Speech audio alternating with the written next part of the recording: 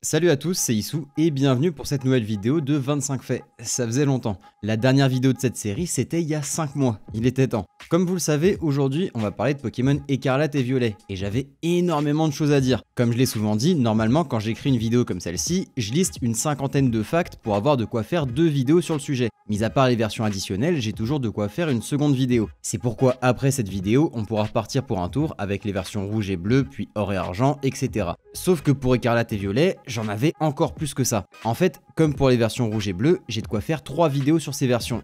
Donc on n'en a pas terminé. Ces jeux sont les premiers en monde ouvert avec plusieurs quêtes principales, et il y avait vraiment de quoi cacher un tas de secrets. Donc c'est parti pour 25 faits sur les versions Écarlate et Violette que vous ne saviez certainement pas. On va commencer avec une nouveauté. Ces versions ont introduit une nouvelle fonctionnalité permettant de faire des combats automatiques. Le mode en avant. Grossièrement, pour un joueur de Pokémon, c'est un peu l'équivalent de l'aspirateur robot. Ça va faire les tâches reloues à notre place, par contre le travail n'est pas forcément impeccable puisque l'XP est réduite, il reste un peu de poussière et en plus il fait pas la vaisselle. En fait, le mode en avant consiste simplement à appuyer sur ZR pour sortir le Pokémon en tête de notre équipe de sa Pokéball. Ce qui nous permet de nous balader à ses côtés et appuyer sur R en face d'un Pokémon sauvage lancera le combat auto. Mais ça fonctionne pas sur tous les Pokémon sauvages. En effet, notre Pokémon refusera de se battre contre un Pokémon sauvage terra cristallisé. Quand on lui donnera l'ordre d'attaquer, il bougera pas, et son encadré en bas à gauche affichera des gouttes d'eau. Ça nous permet d'éviter de mettre KO par inadvertance un Pokémon qui pourrait être intéressant par son terra cristal. D'ailleurs, il se produit le même phénomène avec les Pokémon chromatiques, parce que ça ferait vraiment chier d'en mettre un KO parce que notre Pokémon est pris d'une folie meurtrière. À Quensia, au nord du centre Pokémon de l'Est, il y a un espace vert dans lequel on trouve ces structures blanches. Il y a un PNJ qui se la pète parce qu'il a lu un livre d'art au collège, et on trouve également une plaque au sol qui nomme l'œuvre. Vaesoli, et l'artiste serait inconnu. Bon, pour la petite anecdote, Vaesoli en latin, c'est une expression qui veut dire malheur à l'homme seul. On trouve plusieurs de ses œuvres et il y a ces sortes de décorations au sol. Quand on se rend cette fois au sud du centre Pokémon de l'Est dans la zone de jeu pour enfants, on en trouve d'autres. Ça semble s'intituler Tempus Fugit, qui signifie le temps fuit toujours en latin. Enfin, tout en haut des jeux pour enfants, là où on trouve la CT échange, il y a une sorte de roue blanche au mur qui s'appelle Ex Nihilo, qui cette fois veut dire en latin à partir de rien. Puisque comme on le sait tous, parti de rien on arrive à ce qu'on vise, et vu qu'on n'apprend rien qui nous aide, c'est souvent rien ce qu'on vise. Bref, comme les précédentes, cette structure a été faite par un artiste inconnu. En réalité, ces 3 œuvres sont des clins d'œil aux versions Ruby Omega et Saphir Alpha. Dans ces versions, au musée de Nenukrik, on peut rencontrer ce PNJ qui nous dit que le musée a refusé d'exposer ses œuvres d'art. Du coup, il nous propose de nous les vendre. Il en vend 3, Ex Nihilo, Vaesoli et Tempus Fugit. Ces œuvres sont en fait des décorations pour notre base secrète. Et quand on les pose, on se rend compte qu'il s'agit des mêmes que celles présentes à Quensia. Bon, sauf pour le Tempus Fugit qui est rouge. D'ailleurs, chacune de ces décorations a une petite animation. L'ex Nihilo fait tomber une sorte de boule, le Vaesoli permet de nous asseoir, et si on fait un pas sur le Tempus Fugit, notre personnage en fera le tour en marchant sur la pointe des pieds. Et si on va en son centre, une bulle avec un point d'exclamation apparaîtra. Donc voilà, une sorte de rappel à ces objets bien étranges. Bon, on va se rendre à la bibliothèque de l'académie. Dans celle-ci, on peut lire plusieurs livres. Certains sont des tutos comme celui sur les affinités des types ou celui qui nous apprend qu'un Pokémon avec une altération de statut sera plus simple à capturer, et d'autres servent à étoffer le lore, comme le règlement intérieur ou le gourmet vagabond qui parle des crocs argenta. Au rez-de-chaussée, il y a carrément un exemplaire du livre Écarlate ou Violet. Bref, parmi ces bouquins qui enrichissent le lore, on trouve l'histoire de Galar qui raconte tout simplement le moment où Travis et son Pachiraja ont détruit la fresque d'Olchester et qu'on y a découvert une statue de Zacian et de Zamazenta dans les versions épée et bouclier. Ce livre a peut-être été écrit par Sonia elle-même, ou alors par un touriste qui passait à ce moment-là. Toujours est-il que c'est cool, ça ancre un peu plus ces événements dans la réalité des jeux. Comme vous le savez tous, ces jeux sont incroyablement bien optimisés et ne laguent quasiment pas. Mais même si ça paraît impossible, il arrive en de très rares occasions que ces versions crashent et que la progression depuis la dernière sauvegarde soit totalement perdue. C'est triste, mais c'est un risque qu'il faut prendre en compte. Eh bien, soyez rassurés, ne vous en faites pas, les développeurs ont prévu l'éventualité où leur jeu planterait en incorporant une sauvegarde de secours. Si vous faites partie des quelques très malchanceux qui ont perdu leur progression suite à un crash, pas de panique. En arrivant à l'écran titre, il vous suffit d'appuyer sur B, X et la flèche du haut en même temps pour accéder à votre sauvegarde de secours, qui vous ramènera quelques minutes avant le crash, ce qui pourrait potentiellement vous permettre de sauver des heures de jeu. Donc voilà, vous pouvez maintenant désactiver la sauvegarde automatique sans crainte, mais bon, soyons honnêtes 2 minutes, vous n'aurez jamais besoin de la sauvegarde de secours. Ces jeux offrent la possibilité d'effectuer 3 quêtes principales dans l'ordre de notre choix. Enfin, les niveaux des PNJ ne s'adaptent pas, donc il y a quand même un ordre, mais bon, on va dire que c'est principalement dans l'ordre de notre choix, mais surtout principalement dans l'ordre du choix des développeurs. L'une de ces quêtes est un parfum de légende. Dans celle-ci, on découvre le personnage de Pepper, qui semble être intéressé par les épices secrètes, mais comme elles sont gardées par des Pokémon dominants, il nous demande de l'aider, puisqu'il n'est pas très doué en combat. On apprend donc que la spécialité de ce personnage est la cuisine et que le combat de Pokémon n'est clairement pas sa priorité. Au cours de l'histoire principale, on l'affronte 3 fois, dont 2 avec une équipe complète et un Terra Crystal. Lors de ces 2 affrontements, juste après avoir envoyé son Dogrino, Pepper a une ligne de dialogue dans laquelle il encourage son Pokémon. Sauf que pendant ces boîtes de dialogue, on voit clairement que Pepper tient sa Pokéball à l'envers. Certainement pour souligner le fait que les combats de Pokémon ne sont pas la spécialité de ce personnage. On va maintenant se rendre à Sevaro. Dans cette ville, on s'aperçoit que la plupart des habitants possèdent une piscine. En même temps, il fait chaud, il n'y a rien d'étonnant. Ce qui est à noter par contre, c'est que visiblement, ils les ont tous achetées chez le même vendeur de piscine puisqu'elles ont toutes le même design avec ce motif qui revient. D'ailleurs, ce motif devrait vous rappeler quelque chose, surtout pour les joueurs de longue date. En réalité, le motif de ces piscines est exactement le même que celui des cases d'eau des versions de la première génération. Et ça, c'est un clin d'œil qui fait vraiment plaisir. D'ailleurs, j'aimerais bien avoir votre avis sur ce que vous évoque cette forme, parce que moi depuis que je suis tout petit, ça m'a toujours fait penser à une poule, et je voudrais savoir si je suis le seul à être fou, ou si ça va. On va parler un peu de données internes. Comment ça faisait longtemps? Dans celle-ci, on apprend que les 4 trésors du fléau, donc Chongjian, Baojian, Dinglu et Yuyu, ont vu leurs statistiques diminuer avant même la sortie officielle des versions. En fait, le jour de la sortie des jeux, la version 1.0.1 était également disponible, et cette mise à jour a baissé de 10 le total de base stats de ces Pokémon. Dans la version 1.0.0, ils avaient tous un total de base stats à 580, et après celle-ci, ils sont maintenant à 570. Chongjian a vu son attaque et son attaque spéciale diminuer de 5 chacune, Baojian a eu une baisse de 10 en attaque, Dinglu a subi une diminution de 10 en PV et de 5 en défense mais aussi une augmentation de 5 en attaque spéciale, et enfin Yuyu a vu sa statistique d'attaque spéciale diminuer de 10, donc imaginez seulement ce que ça aurait été s'il avait gardé sa stat. Ce changement fait de ces Pokémon les premiers à avoir vu leurs statistiques être changées dans un jeu et non pas à la sortie du suivant, et les premiers auxquels c'est arrivé dans le jeu dans lequel ils sont apparus pour la première fois. Toujours dans les données de ces jeux, on trouve des datas de Pokémon inutilisées. Pour commencer, on trouve les données de 2 Pokémon voués à être distribués qui ne l'ont jamais été dans le dossier Event Add Pokémon.bin. Ces 2 Pokémon sont un Yanma au niveau 80 et un Marest au niveau 90. Bon, certes, leurs niveaux sont incroyablement élevés, mais c'est pas le plus étrange. Le pire, c'est que Yanma n'est pas disponible dans les versions écarlate et violette de base. Il n'a été ajouté que dans la première partie du DLC, le masque turquoise. Et pour Marest, c'est presque pareil, puisqu'on ne peut pas l'obtenir dans la nature. Il faut passer par un échange interne pour avoir un axoloto de Johto. Le prochain Pokémon concerné est Mordudor. Ce Pokémon peut être trouvé sous sa forme coffre lors de rencontres fixes à travers Paldea. Suivant la zone, son niveau varie entre 5 et 60. Le truc, c'est que dans les données internes, on trouve des datas sur des rencontres fixes de Mordudor forme coffre au niveau 1, bien qu'il ne soit jamais rencontré dans le jeu, et que j'imagine qu'ils se doutaient qu'il serait jamais possible de le rencontrer à ce niveau, parce que peut-être qu'ils ont développé d'autres jeux Pokémon avant. Après, c'est qu'une hypothèse. Enfin, le dernier Pokémon dont on va parler ici est Terrapagos, le Pokémon légendaire de la seconde partie du DLC, le disque Indigo. On obtient ce Pokémon à la toute fin de l'histoire de ce DLC, et il semblerait qu'il soit codé pour toujours être mâle. Pourtant, dans ces données, on voit qu'il est censé avoir une chance sur 2 d'être femelle lorsqu'il est rencontré dans la nature. Il a un ratio de genre de 50-50, sauf qu'on ne le rencontre jamais dans la nature et que le seul qu'on obtient est en rencontre fixe dans le scénario, donc ces données ne sont jamais utilisées. Enfin, on va terminer avec les données internes en parlant des équipes de dresseurs qui ont été retirées des versions finales. La plupart sont des équipes banales, comme un livreur qui possède un Goéliz au niveau 8 ou encore un Dracologue avec un Rongrigou au niveau 28. Mais il y en a 3 voire 4 qui sont assez intéressantes. Premièrement, le tout premier dresseur avec l'idée 001 est un karatéka qui a un Pikachu au niveau 1. Et en plus de ça, son Pikachu est stocké dans une Master Ball. Ça devait vraiment être le premier sujet test et ils sont éclatés avec. Ensuite, en numéro 79 et 245, on trouve un étudiant et un ouvrier qui ont chacun un tournicoton au niveau 36. Ce qu'il y a d'intéressant, c'est que tournicoton n'apparaît pas dans le Pokédex de Paldea, ni même dans ceux des DLC, et il peut pas non plus être transféré via le Pokémon Home. Ce qui veut soit dire qu'à un moment donné du développement, il était prévu que tournicoton soit disponible à Paldea, soit qu'il s'agit des traces d'un test très ancien dans le développement. Enfin, la dernière équipe est celle d'un étudiant à la 256e place de l'index. Celui-ci possède un Bulbizarre au niveau 33. Sauf que Bulbizarre ne figure pas non plus dans le Pokédex de Paldea. Et avant la sortie du disque Indigo, il n'était pas non plus transférable via le Pokémon Home. Par contre, il apparaît bien dans le Pokédex Myrtille. Et donc, comme Tournicoton, soit à un moment il était prévu qu'il soit disponible dès le début, soit il s'agit de vestiges d'un ancien test.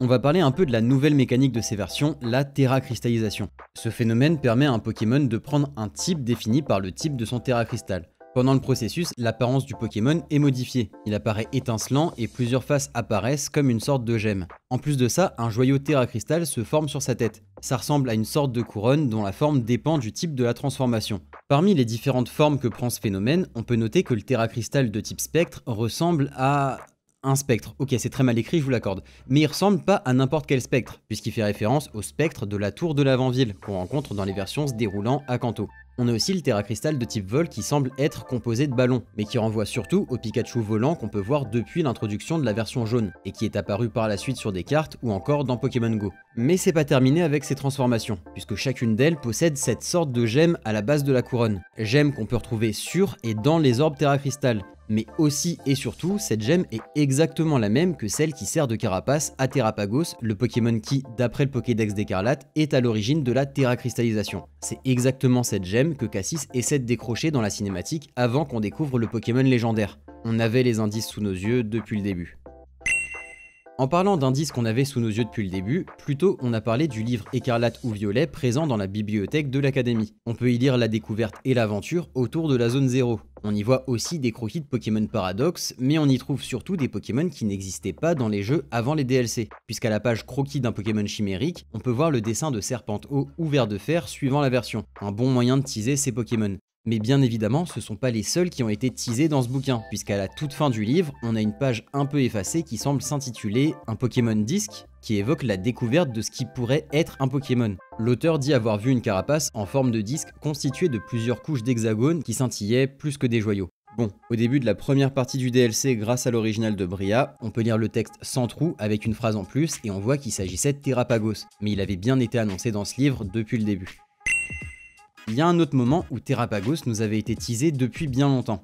Dans le laboratoire du professeur dans le phare sur la route de Kushalaga, on trouve plusieurs écrans qui affichent des données scientifiques. Et en plein milieu, on a la gemme qui sert de carapace à Terrapagos. Quand on la découvre pour la première fois dans l'abîme 0, c'est bien le même vert que celui de la gemme affiché sur l'écran du labo. Après, c'est pas les seuls indices qui avaient été cachés avant l'arrivée des DLC, mais bon, je parlerai du reste dans la prochaine vidéo sur ces versions qui sortira d'ici 2-3 ans, donc soyez prêts et abonnez-vous.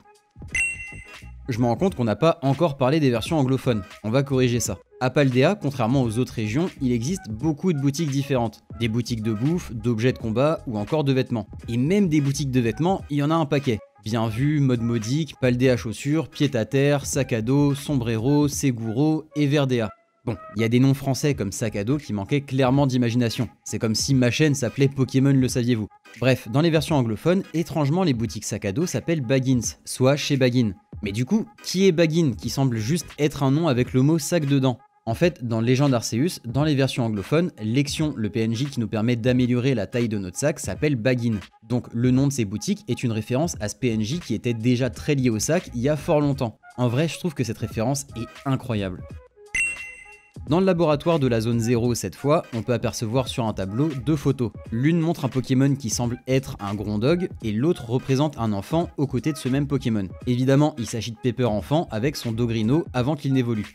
D'ailleurs, dans sa chambre à l'académie, on peut trouver une photo similaire, ce qui confirme qu'il s'agit bien de ces deux personnages. Mais le plus intriguant, c'est que dans le laboratoire sur la route de Kushalaga, sur le meuble du fond face à l'entrée, on trouve un cadre vide, comme si la photo avait été retirée. Peut-être que le professeur pensait plus à son fils que ce qu'il ou elle laissait croire. Peut-être qu'il ou elle a pris cette photo pour l'emmener avec lui ou elle dans son labo de la zone 0, et peut-être que c'est pas très facile de s'occuper d'un enfant quand on est mort et qu'un robot tueur a pris notre place.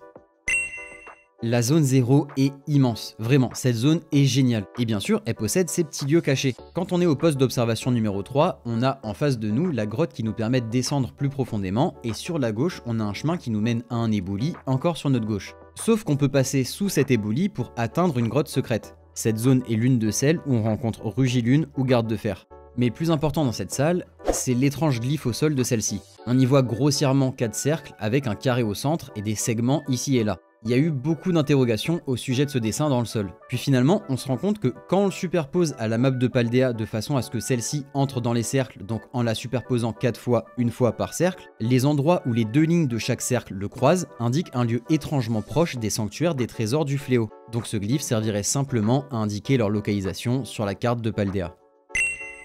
Bon, on va aller faire un tour du côté des DLC.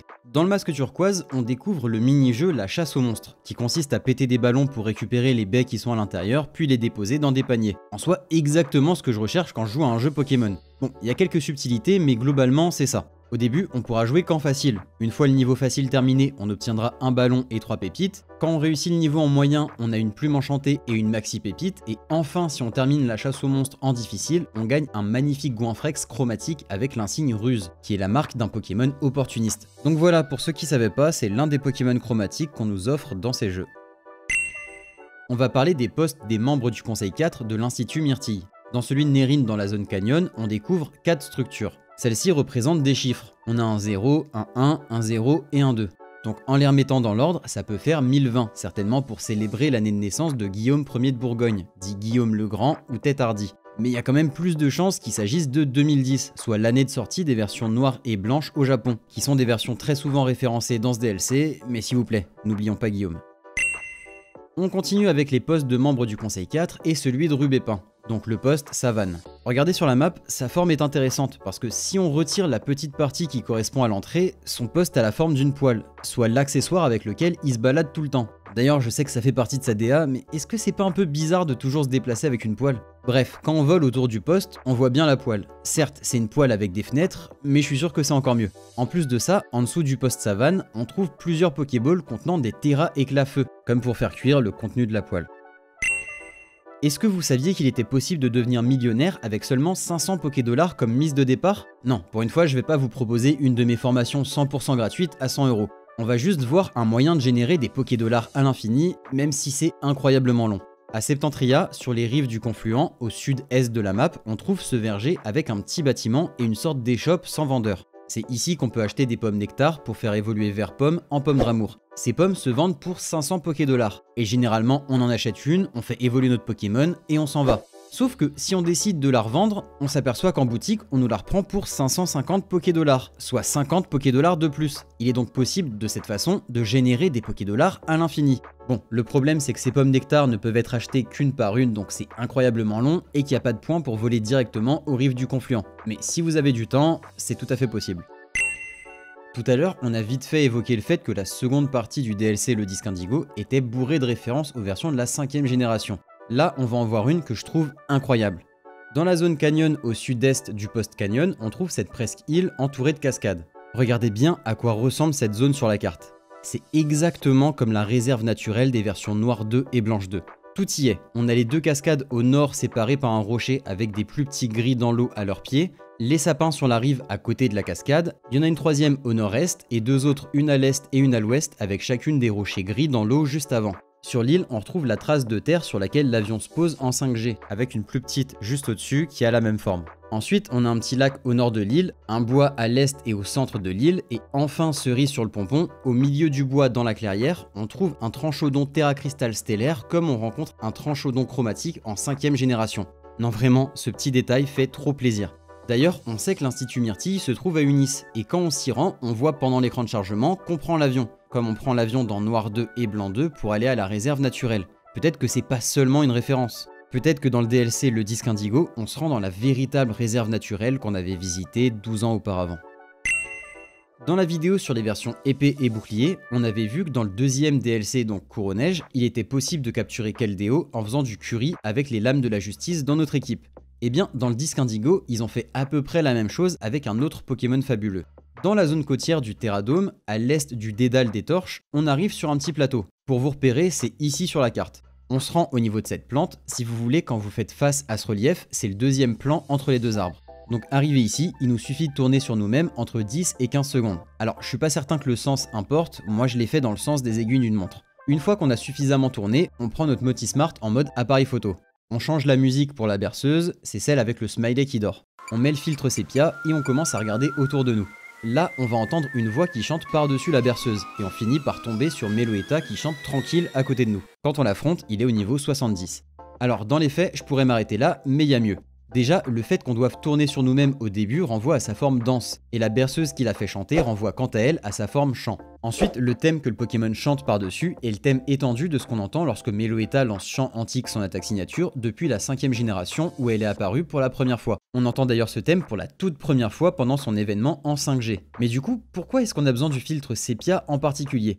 En 5ème génération, pendant l'événement pour apprendre Chant Antique à Meloetta, il faut parler à ce PNJ avec une guitare. Il dit qu'on lui rappelle un air de musique que sa mère aimait, puis il joue le thème de Meloetta et donc du chant antique. Et après ça, le Pokémon fabuleux nous propose d'apprendre son attaque signature. Mais la toute première phrase que nous dit ce PNJ, c'est « Tu fais souffler une brise sur le gouffre de mes souvenirs, couleur sépia ». Voilà donc pourquoi il est nécessaire d'utiliser le filtre sépia pour invoquer Meloetta en 9ème génération. Avec le disque Indigo, on a aussi découvert le club de la ligue. C'est une salle dans laquelle on peut rencontrer les différents membres du club. En interagissant avec le PC, on a accès à différentes fonctionnalités, comme de nouvelles façons de lancer ses Pokéballs ou la décoration de la salle du club. Mais on peut aussi inviter des intervenants spéciaux comme les champions d'arène, les membres du conseil 4 ou même des professeurs contre 200 PM. Donc ouais, on doit payer une sorte de taxe pour que eux viennent. Genre, c'est eux qui viennent et c'est moi qui paye. Attends, c'est moi qui paye en plus? Mais c'est n'importe quoi. Vous savez ce qu'on devrait faire aux gens qui ont inventé ce système? On devrait les envoyer à un endroit où il fait bien froid avec des ours polaires, genre au hasard au Canada. On peut inviter jusqu'à 2 intervenants en même temps, et la plupart ont des dialogues inédits lorsqu'ils sont réunis. Quand on les invite pour les 2 premières fois, on aura la possibilité de les affronter avec leurs équipes ultimes comprenant des Pokémon entre les niveaux 80 et 87. Mais quand on les invite une 3ème fois, ils nous proposent un échange contre le Pokémon de notre choix. Par exemple, Okuba nous file un de Solourdo. Après cet échange, dans le menu du PC, leur cercle sera doré. Bref, une fois qu'on a effectué 10 échanges au club de la ligue, on débloque dans les petites annonces le baron de l'ombre de l'Institut Myrtille. Une fois qu'on a accepté l'annonce, un certain Safran nous appelle sur notre Motismart et nous donne rendez-vous à l'entrée de l'Institut. Quand on est devant, on se rend compte qu'il s'agit en réalité de Cyano, le directeur et fondateur de l'Institut Myrtille et qui veut nous affronter. Une fois qu'on l'a vaincu, il nous propose lui aussi un échange contre le Pokémon de notre choix et c'est de cette façon qu'on obtient un magnifique Zébibron chromatique au niveau 20. Ah, les shiny offerts, ça fait toujours plaisir. Encore une fois, dans la vidéo sur les versions épée et bouclier, on a parlé des Goro Awase, qui sont des jeux de mots basés sur les nuances du japonais en remplaçant les syllabaires par des chiffres ou des nombres. Par exemple, le 1 qui se dit Ichi peut aussi se lire Hi, Ito, Itotsu, I, Itsu, Wa, Wan, A, Hi, Bi, Fi, Kazu. En gros, on peut lire un peu comme on veut visiblement. Bref, on va se pencher sur les Adorami.